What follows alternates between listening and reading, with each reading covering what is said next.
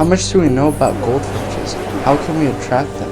In this video, I'll be answering those questions. First off, when identifying goldfinches, not all goldfinches look bright yellow.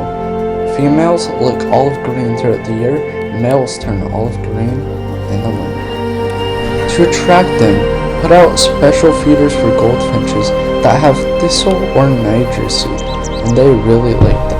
If you have flowers like sunflowers or purple cone flowers, they will readily eat the seeds of them. Goldfinches are really nice birds.